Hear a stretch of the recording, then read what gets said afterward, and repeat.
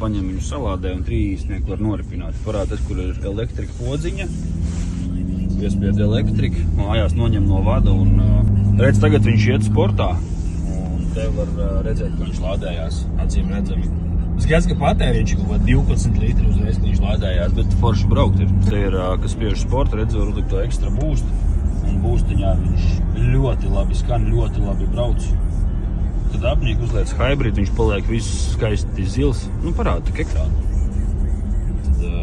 Tad viņš tagad lādējot. Es nesaprotu, pa ko viņš runāja, man Dusterā šī tādas funkcijas nav. Piespiežot sporta, trosītes pievalkās, un tad viņš paliek stiprāks un ātrāk iet uz priekšu. Man ir jāpriecās, ja viņš pielicis, tad viņš iet. On, off. Tā kā diezgan paliels ar melniem griestiem, ar lūgu, ar to airbag mūzikas iekārtu. Airbag pat labākā mūzikas iekārta. Tā kā tā sēdekļa apsildi ir laikam, kad viss tas iztaks minimums viņam ir. Šitam ir ļoti laba paka, digitālais spīģīgs, labi head-ups nav, melns griest, panorāma.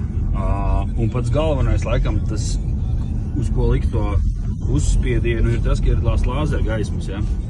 Nu, tas, kas nav mēģinājis, tas nezinās un domā, ka ar svecītēm arī var kaut ko redzēt, bet pamēģinās vienreiz vairs negribēs neko citu kā tikai lāzerīšus. Par to ir jāpiemaksā mazliet, bet ir to vērts. Mums jau laikam viņa pat stāv mājaslapā, ne, sabildēta un ir redzama. Mums viņa stāv un par ļoti pieejamu cenu. Cik par viņa ir?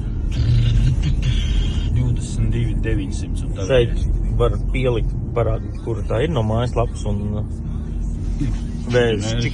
Šitā, jā, vēzi ieliec te, iegriez iekšā kvadrātiņu. Jā, tā kā ir iespējams līzings un brauciet pakaļ. Tāds svaigs dampīts diezgan.